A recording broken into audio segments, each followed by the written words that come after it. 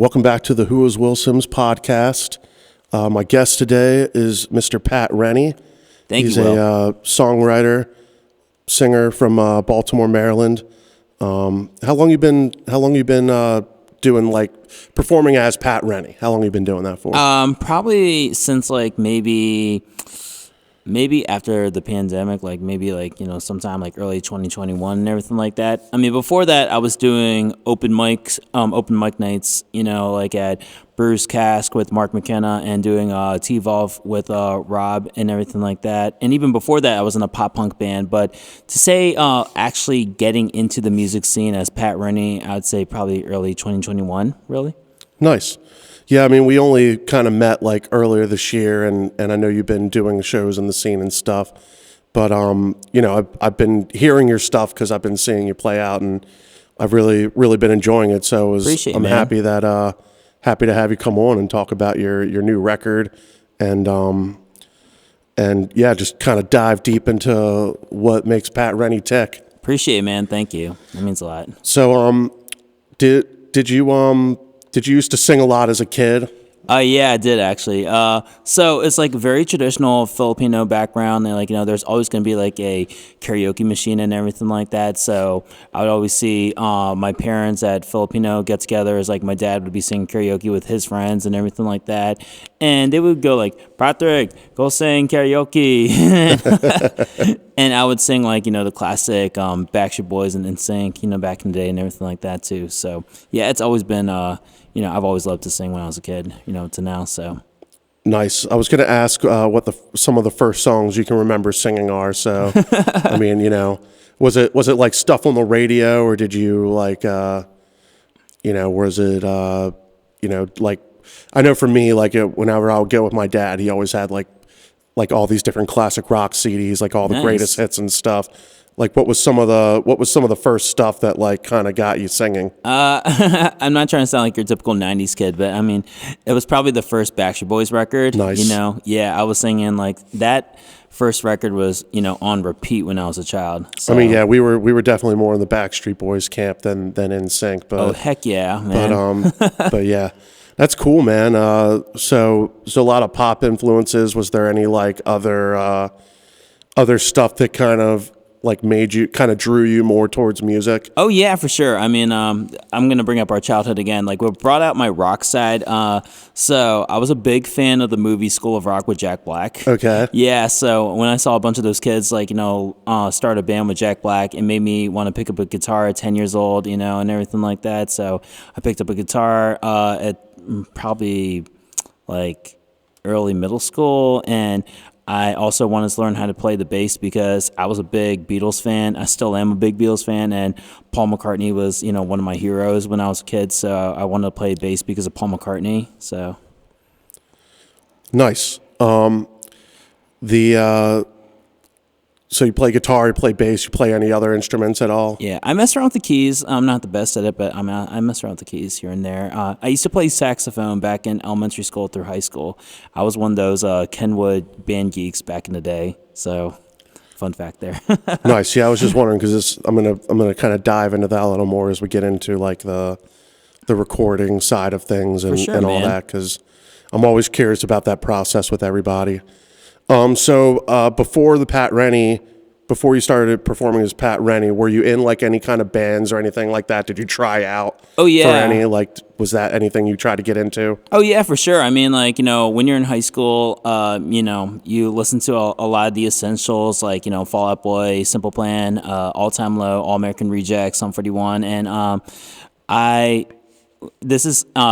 so I'm gonna take it old school again. I got asked on MySpace. Yeah, MySpace. Yeah, I was asked to join a pop punk band called Face the Day. We were called something else back then. I can't remember. I think the name sounds familiar. Like I've probably seen it on a flyer. Probably. Before. Yeah. Crazy. And the side note to that, one of my opening acts for my album release show coming up next month, he was a Face the Day fan, which was when he told me that, I was like, what? That's so crazy. And even till this day, I mean, whenever I perform as Pat Renny, I mean, he would chant in the audience, play a Face the Day song. So yeah, but I was I was in a short-lived band called Face the Day. We played from 2008 to 2012. We used to play at Audubon Record Theater. There's a place called The Point, I think. It's not around anymore, but we played there. We played a lot of Cobra Clutch shows from back in the day, so that was fun. We never released an EP, but we had 3 songs that were out on MySpace during the time because there was no streaming services or anything like that back in the day. So we relied on MySpace and Pure Volume and SoundCloud. So that's like what we relied on back in the day. Yeah, I know all of these websites that most of which aren't really relevant anymore, but. You know, I was actually on MySpace the other day. I can't remember what led me there, but like it's one of those things you can go to the site, but like all the profiles and stuff aren't really there anymore. So, right. That's crazy because like back in the day, like, you know, with MySpace, like a lot of friendships were ruined if someone was taking off your top friends or something like that. But yeah, I mean, so I got asked to join a pop punk band, you know, during the MySpace days, and at the time, I was like really big into All Time Lows, the party scene, and So Wrong It's Right, and you know I wanted to be, you know, like, and also they started at the Wrecker as well when they started off. So I mean, being in a pop punk band from Baltimore and playing at the Wrecker, I mean, it's natural to just like look up to All Time Low back in the day. So nice. So so you mentioned like kind of doing karaoke when you were younger. Do you remember what it was like the first time you sang karaoke? And then I'm going to transition that into like, what was it like the first time you had to get on stage and perform? First time singing karaoke. I was always like the shy kid, you know, in elementary school and everything like that. And I'm still a little quiet here and there, but like whenever I would perform, you know, whenever I would sing at karaoke at Filipino get-togethers, it was kind of like no pressure or anything like that because I'm like, this is just a casual family get-together. But I remember in middle school, it was kind of like, I consider it like a debuted into like kids finding out that I was a singer and everything like that. I performed my middle school dance and I performed Stacy's Mom in 1985. Nice. Those were like, that was my introduction into you know, into middle school, being into music and everything like that. And then I remember the first instinct of a few kids from Stemmers going like, Patrick sings? That was the first thing, you know, yeah, it was just a shock factor for the kids like that went to middle school with. So yeah. But first time going on stage, you know, being 16, you know, and everything like that. I just remember, let's see.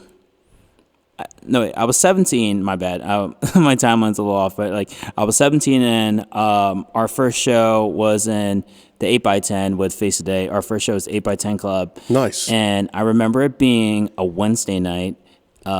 And us being high school kids, like, you know, it was us being like, you know, performing at 8x10 on a Wednesday night, and these Kenwood kids, like, you know, all show up and everything like that, and we genuinely like felt like we were the it back then. So, that's awesome. Yeah, because to fill up a small venue on a Wednesday night is an accomplishment on its own, you know. So yeah, I'm like, and I feel like I said, I'm going to probably go back and see if I can find any old flyers because it's always funny. Like, I'll go back and be like, wait a minute, we did a show together. Like, it'll be like a moment like that where I'm like, oh shit. But did you guys ever do any covers? We did. I'm trying to remember. We did a cover of "Just a Dream" by Nelly. Okay. We did "Airplanes" with Haley Williams. That song. Nice. And I think we did. Let's see. It was an Usher song. DJ Guys Fall in Love Again. Nice. Yeah. So. Yeah, I'm trying to remember. There was a band that I saw back like at Bourbon Street, and they did a cover of like a G6. Oh, nice. And I was like, it was pretty sick. And that band always kind of stuck in my brain, even though I can't remember the name of the band. But yeah, so you were in Face the Day for a while, and then, you know, I guess there was kind of a break there. Were you in other bands? Were you just kind of writing your own music? What were you doing before, like, you know, the whole 2020 thing? Yeah, so after Face Day broke up, I had other type of music projects. I don't consider them bands really because they didn't last that long anyways. But like the whole Pat Renny thing, that whole thing just didn't really start happening until like I started doing like YouTube covers, like YouTube was very popular, like in the late 2000s, early 2010s, and everyone was it was just the popular thing to just do a bunch of YouTube covers. So I was doing that, trying to do like as much YouTube covers as I can, like performing popular songs at the time and performing music inspirations that I looked up to, and the whole Pat Renny thing just really started happening in 2014 when I auditioned for America's Got Talent. So Oh, nice. yeah. And after auditioning for America's Got Talent, even though I didn't get in, it was one of those like things where I was like, I really like this whole like Pat Renny thing. I really like this whole solo Pat Renny thing. Like I did try to do other other bands at the time. They just didn't work out and everything. Like some people just saw music more as a hobby versus I wanted to take it more seriously and everything like that. So they just fizzled so quick. That's why whenever I talk about previous bands, I only talk about Face Today because we were the only band that really like had songs that were out on MySpace, like, actually played at the Wrecker, actually played at Autobar. Like, I consider Face Today like a legit band. Like the others afterwards were just like fun projects, but never anything real serious and everything like that. So, after America's Got Talent, I was never the member of Face Day who knew how to book shows at the time. I was never that guy who knew how to do it. So I was relying on open mic nights at the time. I was playing at Brewers Cask, doing open mics at T-Volve Cafe. I went to Ashland Cafe, like any local open mic you could say, that's what I was doing my beginning stages as Pat Renny. So. Nice. So you got a new album coming out this year. What was it like kind of like making that choice to kind of go in this? Because you've got a bunch of stuff out already. Yeah. Like I know you got like at least one other album and like an EP, right? Yeah, so I released, I had two EPs. Sorry, I had two EPs before my, the one that was my true canon debut, Best in Me, which was recorded at the Deep End with Tony Corelli. After Best of Me was released, more people were asking for more new music, and then so I made my first full-length album, Driven, which came out April 2023. So January 2026 is going to be my sophomore full-length album, Up From Here. Nice, man. Yeah, so the new album is called Up From Here. I'm guessing you recorded this with Tony as well? Yep. Nice. And about how long would you say it took start to finish to make that album? It definitely took the longest compared to the previous records, with it being a full-length album. And that's also because I really wanted to make sure this album was a non-skip record from beginning to end. Not saying that I didn't care about the previous records, but it's just that this one felt a lot more personal. It felt more like vulnerable, and I just really wanted to take my time to make sure that every single song was a non-skip record from beginning to end, so... Yeah, nice. I know a lot of people, especially with a lot of popular artists, like people always kind of look at like that first album, through like rose-colored glasses. They kind of see like Third Eye Blind's a great example. Oh, like yeah, that for first sure. album's just insanely good. But, there's also something to be said that like as you grow as an artist, you kind of develop your skills a little more, and you kind of can create things a little bit more with like a sense of experience that I think sure. I think that's like something that gets overlooked with a lot of artists. People kind of look at that first thing and, they're not as open to the growth that an artist can experience. There's some bands that I like Thrice is a good example. I wasn't into their earlier stuff, but to me, like the later parts of their career, like they really wrote like some really incredible stuff. But, anyways, I don't know why I went off on that tangent. No, you're good, man. We're gonna go through the new album, man. I've listened to the whole thing. Some of these songs have been out, so I've heard a few of them more than others. But I kind of went through the whole thing, really trying to get a feel for the whole project. And I'm gonna kind of talk a little bit about things that stuck out to me from each song, and then you can kind of tell me like whatever you don't have to talk about what they're about if you don't want to. Just Okay. Feel free to share anything that you think is cool or fun little tidbits you want to share. Okay, sounds good. But the album opens with an intro track, which it's kind of like a prelude to a song that's later on the record, but it is kind of its own thing. Yeah. But it does give the album a very like uplifting start. Like I feel like it's very appreciate kind of that. hopeful vibe. It's so what kind of led to the idea of having this intro track? A lot of times an intro track is just like a quick like instrumental thing, but this is Right. actually like got lyrics and like almost like a little chorus, but it's not it's only like a minute and a half long. So Right. tell me about this, what the concept was here for this intro track. All right, so the crazy thing about the intro track is like, well, I mean, for starters, I mean, like, every record I've ever done with Tony Crowley, we've always added an intro track, but this intro was actually kind of a last minute thing. So I had another song that was supposed to be on the album, but took it out for personal reasons and everything like that. So I decided to add this intro song instead. So it was just completely last minute, and the inspiration I got from this intro song, I'm a huge fan of Jesse McCartney, and he has an album called In Technicolor. So he had this intro song called In Technicolor Part 1.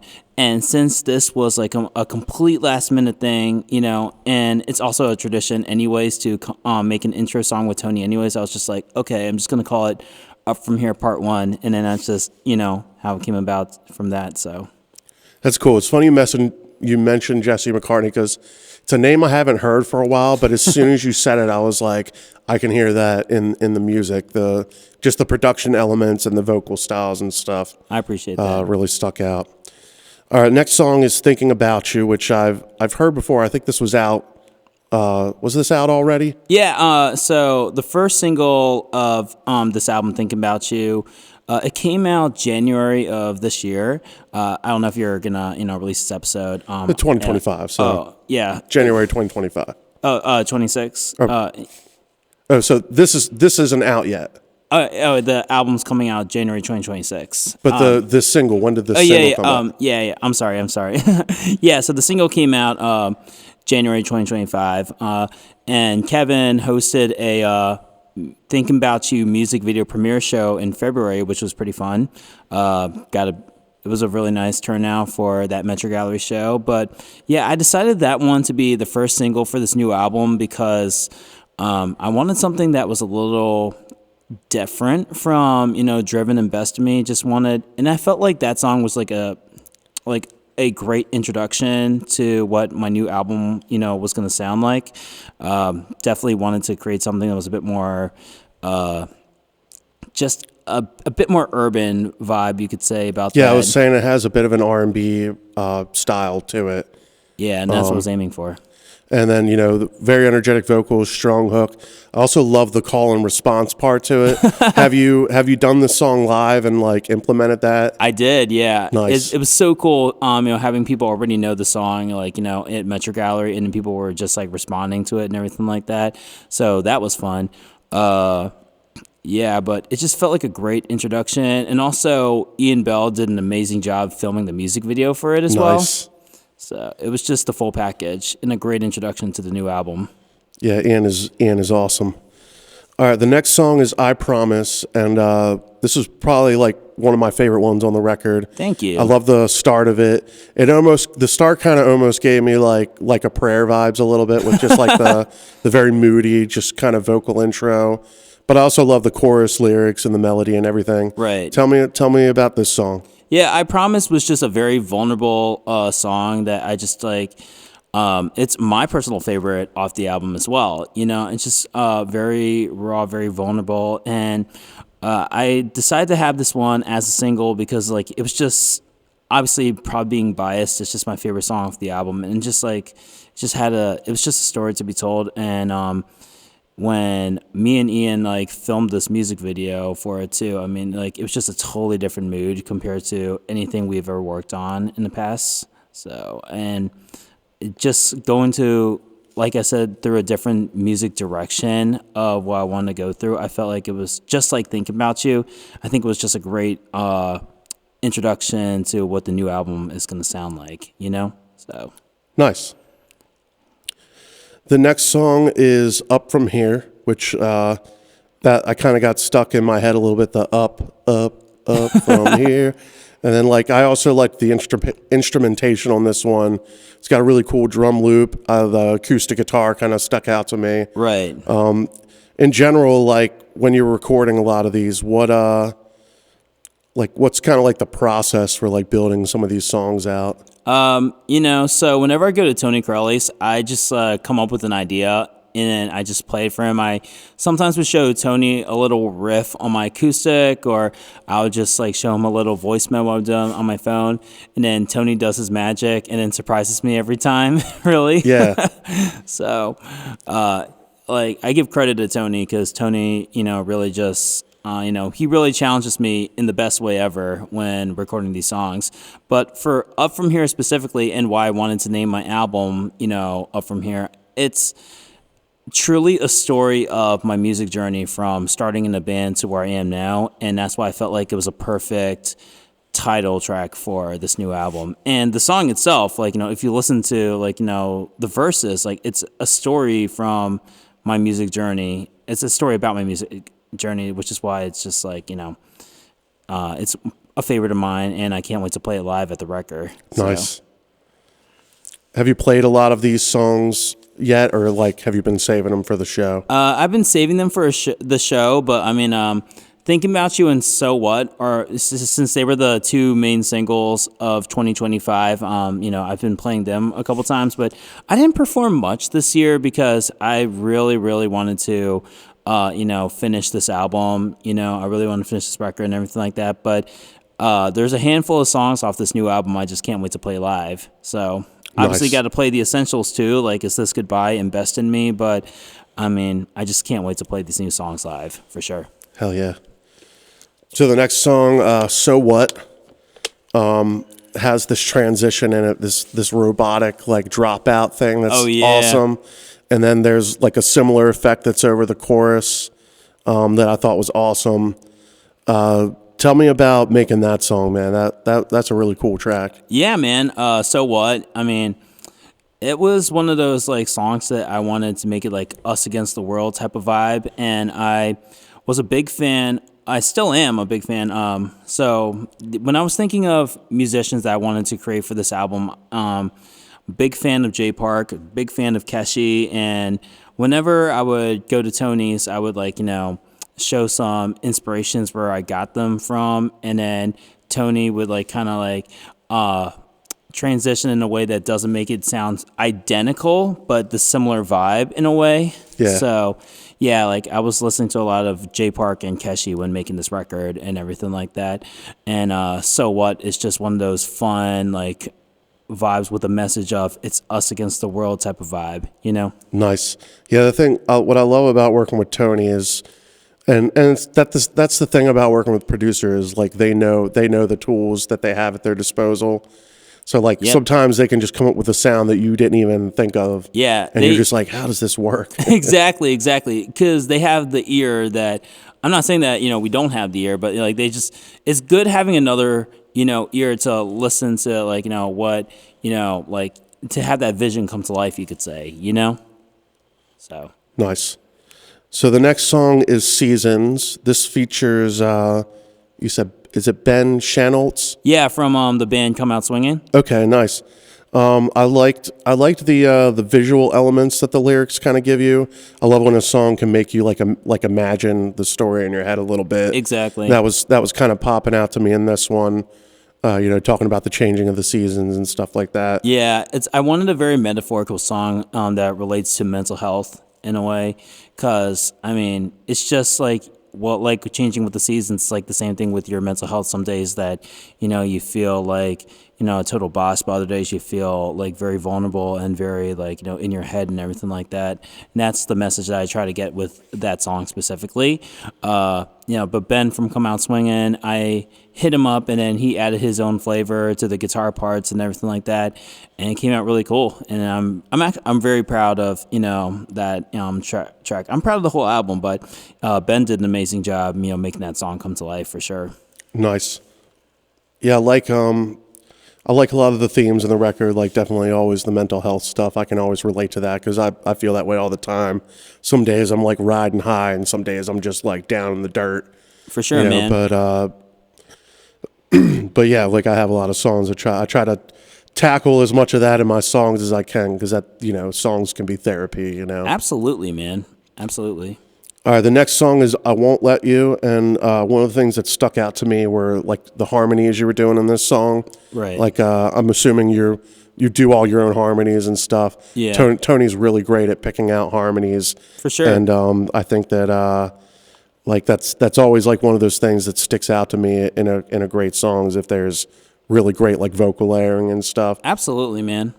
Yeah, so I Won't Let You. I just wanted it to be like, a continuation of the new vibe that I'm going for, the very urban R&B vibe. But I basically wanted to mix it up with like, the message of the song. And we all have these situations in our life where we have a falling out with a friend and kind of a thing. So I wrote it about a former best friend who cut me out. I don't want to get into full detail about it, but it was basically just my way of like coping with how I felt about that friendship falling out and everything like that. So I think it's something that a lot of people can relate to.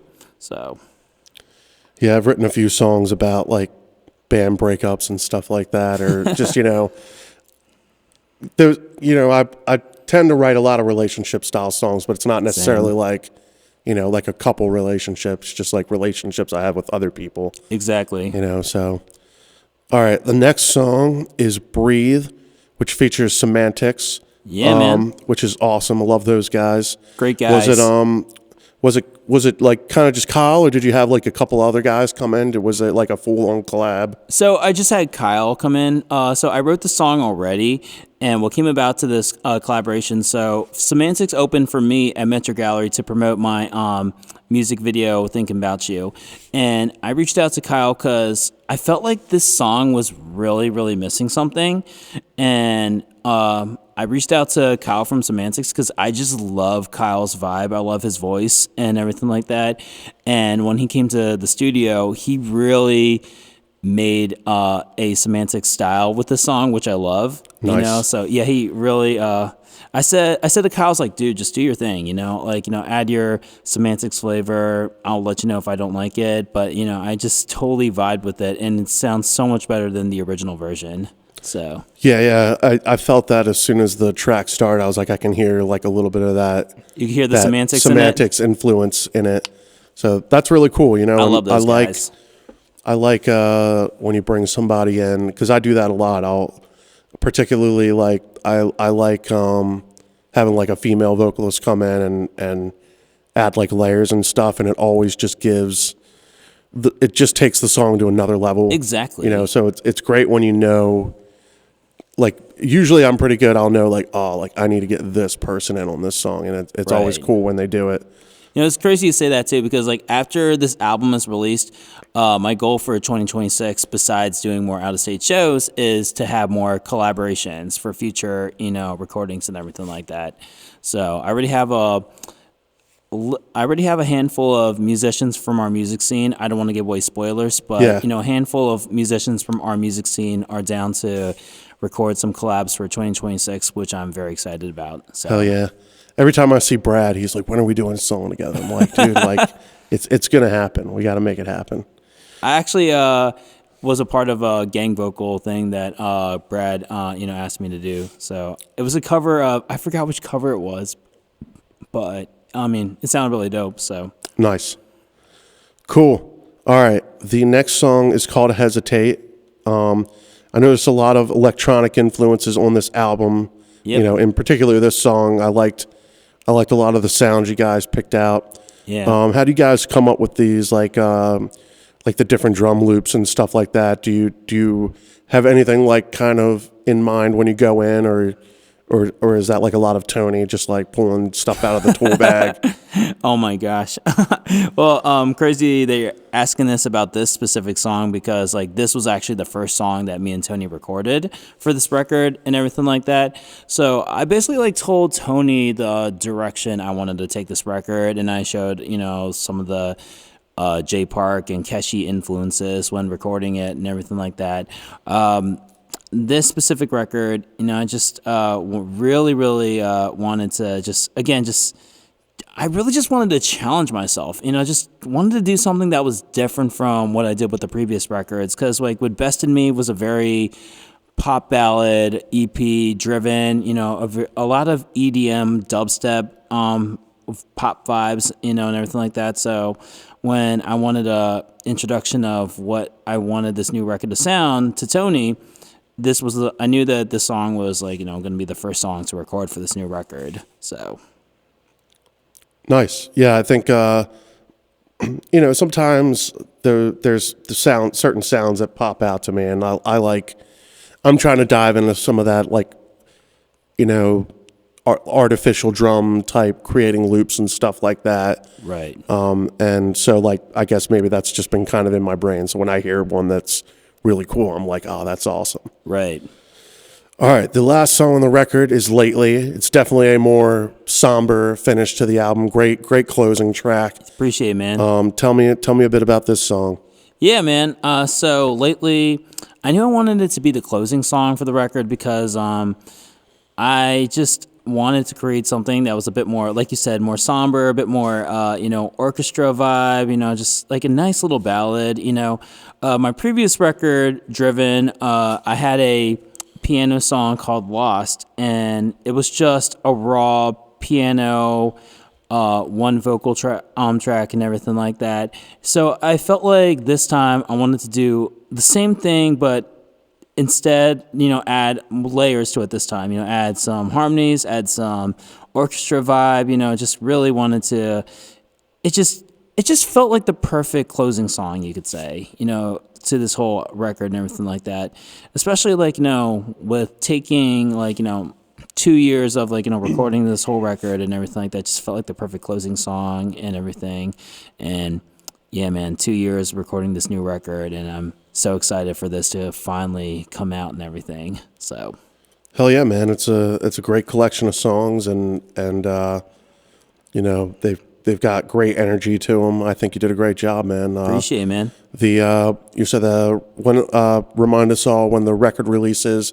Give us all the deets on the show. Yeah, man. So January 16th is when the new record comes out, Up From Here. And the week after, January 24th, I'll be headlining at the record with Odd Fox's Kevin Hawkes Band. I'm going to have The Honest Thief, Chad Gray, opening, as well as Sometime Last Night. And Lenore is going to be there for a show at the record, so that'll be fun. So, yeah.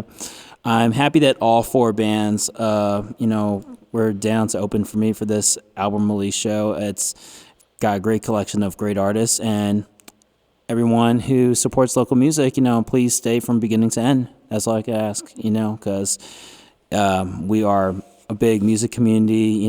It's a big Baltimore music scene, and everyone stick around and check out some great music at the record. Yeah, I mean, if it's a show you guys put together, I'm sure the whole lineup's awesome. So I definitely recommend. Odd Foxes just put out a new song. Those guys are groovy. I got to get Kevin in here. I'd love to just sit and chat with him. But yeah, man. Everyone, check out the album when it comes out. I'll probably feature a song at the end of. Oh, please do the pod. So I'll figure out which one I want to put up there. So yeah, just to wrap up, I have a few. Just kind of fun questions that I like to throw out there. Nothing too crazy. Sometimes they're a little weird, but I'm ready. I think that just adds a little fun to it. But so what are some of the most memorable live show experiences you've had so far? Let's see, most memorable one. Too many to say, really. I really have to think about that one. Probably. Most memorable.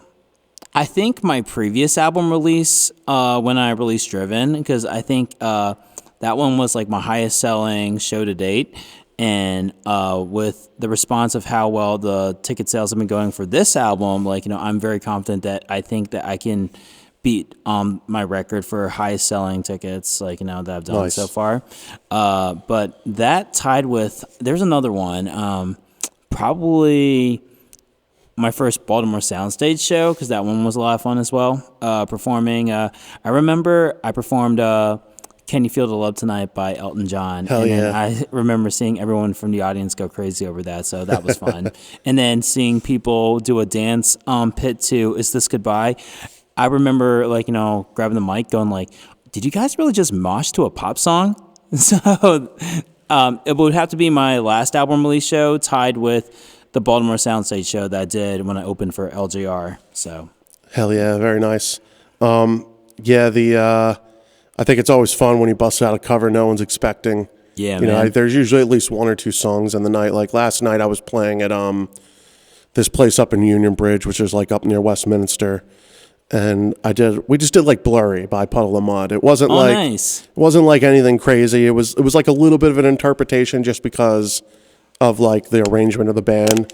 But some dude like came up and threw $50 in our like thing, and I was just like, hell yeah. Oh, that's sick, man. And then it's also funny because I was like, man, this mosh pit tonight is crazy. But it was just like a bunch of like 5-year-old kids just like wrestling and fighting with each other. And like at one point, one kid just like kicked the other one in the chest. Right. And we were just like, Jesus Christ. Dude, total side note. I remember one of your performances at Record. I loved your cover of, what's the name of that? It was, what's the name of that Jimmy Eat World song that you covered? Well, we did a whole Jimmy Eat World set. Yeah. So it was probably... It was the one that was in May Angel Hear You. Oh, Hear You Me. Hear You Me, yes. Yeah, that was like my favorite cover that you did, by the way. So yeah, that if it was at Record, that was when Chris sang it. And I remember Chris was like, that was a really important song for him. So I love that song. You know, he initially didn't want to do it like at all because it just had like there was a lot of sentimental meaning to that song. Absolutely. And I was like, well, dude, you have to sing it. Like, yeah. It's like, this is an important moment. And he did it. And I'm like, he was like really, I think he was glad that he did, but you know, it was tough. It was a very emotional moment for the night. But whenever I think of cover performances that you've done, like that's the first thing that clicks in my mind is you covering Jimmy Eat World. So yeah, that's a band that I've seen them a bunch of times, and they're always just awesome. And, that's awesome, man. And it wasn't until I really dove into their catalog to do the show that I was like, man, these guys are really great at writing music. So it's the beauty of when you just like listen to an artist and you listen to their whole discography, and then you just have more appreciation for that artist after listening to their whole discography, you know? And what's funny is like, I did that because I was like, all right, I want to pick out some songs. I want to do some stuff maybe people don't expect. And, you know, I put on each record and I kind of listened through it while I was working. So it wasn't like I was totally listening. Right. But then, like, when I was going to the band, I'm like, here's what I'm thinking. And then people started throwing out other songs, and I'd go and listen to that one, like, a little more. And I'd be like, damn, this is a really good song. And then someone played God damn, this is another really good one. It's like, right. It's like, you know, it's almost hard to pick, like, just a 30, 40-minute set of songs, you know. But right.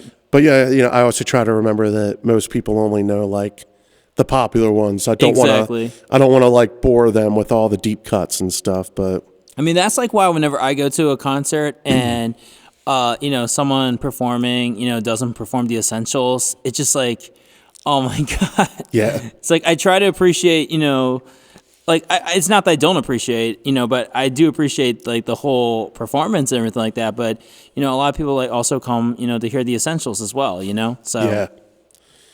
All right. So the next question I have is, do you have any non-music related hobbies? Non-music related hobbies. I do love, you know, I do draw sometimes, so there's that. You know, like I do sketch for my free time. I'm not the best at it, but like it's just something that is like nice, relaxing.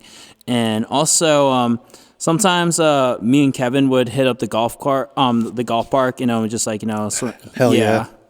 So there's that as well. So I started to become a bit obsessed with it. So there's that as well. So that's pretty cool. Like I've never done the golf thing. I've been to a couple of those ranges, those swinging ranges or whatever. Right. It's fun, man. But yeah, I guess you know, it's just one of those things. Like I'm not really great. I don't know if I'm good at it or not. Like I could probably get good at it. Right. But I feel like there's a little bit more of a learning curve to it. Like, right. There's certain things, like I did like the axe throwing thing a couple times. Sick, man. And that's like, there's somebody there, they're showing you how to do it. Like you can kind of get it down if you listen to the people. But, right. But yeah, that's pretty awesome. All right. You were talking about karaoke earlier. What's your go-to karaoke song? Probably Beautiful Soul by Jesse McCartney, because Nice. every time I go to a karaoke bar and like all you have to hear is like da da da da da. You just hear people like in the bar automatically start screaming and then Yeah. sing along out loud and everything like that. So that's like my go-to karaoke song. That's one of those ones that like it's like I remember it was popular, but now it's like almost like a song you don't hear anymore. So when people hear it, Exactly. they're just like taken back to that Exactly. to You know, that time. like anything that's like nostalgic, like that's usually like that's my go-to karaoke songs and everything like that. Nice. So, All right, if you could be a contestant on any game show, which game show would it be? definitely not Survivor. I would be probably one of the first few people voted out. Probably The Amazing Race, just because like I always love to travel the world and everything like that. So I mean, like it would just give me an excuse really to just travel to different places really. So I would probably do The Amazing Race. Like I remember I went to Hawaii, like, you know, over the summer, like for a big family reunion with my family from New Zealand and the Philippines. And I remember just coming home going like, man, like, you know, I've never been like this sad coming back from Hawaii, like, you know, coming back from any vacation, but like Hawaii, I was just like, man, I got my feels for sure, you know, so. Yeah, it's nice. It's nice when you go somewhere and you just wish you had more time to experience it, like kind of see everything. Right? Then you Like, just want to go back and 2 do weeks more. was not enough, man. 2 weeks was just not enough. All right, if you could travel back in time and see any band or artist like in concert, who would you go see? Probably the Beatles. I want to go back to the 60s and, you know, see, you know, I want to experience how epic of a time Beatlemania was. So probably the 60s. Yeah, just for that one they did at that baseball stadium or whatever that was just like Yeah. off the hook. Oh, the Shea Stadium one? Yeah. Yeah, man. I see videos of it and I see like people passing out and I see people like, you know, just like, yeah, I just want to go back to the 60s just to see how epic of a time Beatlemania was because the videos don't do it, man. You know? So, Whenever I think about that, I think about how far like the live entertainment industry has come. So I think like, man, it'd probably be cool to go back, but like the sound probably wasn't as good then as like it is Right. now where like they've got like way better sound systems and stuff like that. And Absolutely. got engineers that like understand how it works better. For You know, sure. it's like, you know, it's like, yeah, I'd love to go to that concert at Chase Stadium, but like I just imagine like the sound not being great at all. Yeah, I can imagine that too. I was going to say, not to mention like all the people just screaming at the top of their lungs. Yeah. But it's also one of those things too, like, you know, it makes you like the way how you're describing it makes me want to visit the 60s even more now just to have a comparison of, you know, the concerts that we have today. Which, side note, I have to ask you this, you know, because I always tell this with people about concerts and everything like that. Do you prefer arenas or theater size venues when you go to concerts? I think it really depends on the artist. I mean, I think any artist would sound great in a theater, but there's some bands like U2 or like Linkin Park. They just sound great in a large venue like Absolutely. that. Like this, their sound is so big that it really like informs that space. Like it just fills that space. Whereas like some artists, like they just sound better in like an intimate environment. Like one of my favorite groups right now is Noel Gallagher's High Flying Birds, who's, Yeah. you know, for anybody who doesn't know, that's the guy who wrote Wonderwall, like from Oh, Oasis. nice. You know, he wrote most of their big songs and stuff, but after Oasis broke up, he did his own thing. And I really just kind of fell in love with that music. And I was like, I could really see the amount of influence he had on a lot of those songs. And I think that just like that space, I've seen him in the theater a couple times, and then I saw him on like tour a couple times, and like he was like opening for Smashing Pumpkins, Nice. in like larger spaces. But I think that it really just comes down to like what the type of artist is, Yeah. and the type of space that they're in. And I think a lot of times those artists kind of understand that Right. that realm too, because like U2 is one of my favorite bands to see. They've just got a great live energy, and there's like a recording online of them playing the Apollo Theater. Oh, nice. And like you could just tell they changed their setup because they were like, Right. we don't want to play all these big arena songs here. Like we want to play Yeah. like these more intimate songs. So I think it's important to know your set list and everything like that, you know, but I just love the feeling of a theater-sized, venue, just because like it's just more intimate versus like an arena and everything like that. I mean, like you said, it depends on the artist, but like whenever I go to a concert and obviously like One OK Rock, a perfect example. Like whenever they're in Japan, they play like these big, massive stadiums and everything like that. But when they play in America, they do like these nice theater-sized venues, and it's just like the vibe is just, oh my God, it's just freaking amazing. Side note, I just thought of this. I mean, because you mentioned Linkin Park and everything like that. A lot of my stage setup is Linkin Park inspired. Nice. Because of like the whole thing of having live musicians, but also having like the stems and the instrumentals like playing in the background and everything like that. A lot of that is Linkin Park inspired. And whenever I'm overwhelmed about making a record, I always remind myself what Mike Shinoda once said, that Linkin Park's albums take over 18 months to make. So I'm just like, okay, I feel better now. Yeah. Well, I think for a lot of those bands, it's such a different world. It's such a different experience I think they have, because a lot of times, they're on tour for however many years, and they might come up with some ideas on tour, but it's like I think that lifestyle like is very, very time consuming. Exactly. So, they kind of do their tour, and then they probably go off and have their time by themselves. And then they get back together and they all have ideas and stuff, and they've got to sort through them all. Right. Whereas like, I think like for me and you, it's like we come in and we go, here's the song, like let's work on this song. It's not like here's Right. 15 ideas. What do you think? Which one do you think is the best? Because, we don't have any like label backing us on money. So Exactly. It's like we got to be much more like smart with our time in the studio. Like we've got to come in and be very focused. I mean, I can name like probably like 10 unreleased songs that I have that aren't on streaming services right now. So I know exactly what you mean. You're like, being smart with everything like that too. So Yeah. Well, Pat, I'm so glad we finally got to do this, man. I know we've been talking about it for a while, and I've been working on this space, which is it's coming along. I think it's going to get there. We just hung all these curtains the other day. that's sick, man. It kind of helped insulate a little bit in here, but I think I'm really excited about the show. I'm going to do my best to make it and help spread the word, man. And I appreciate it, thank man. you. Thank you for being here. Thank you, Will. Check out the links in the description or follow one of the videos to see more from Pat Renny. Make sure you like, subscribe, and share. Thank you for listening.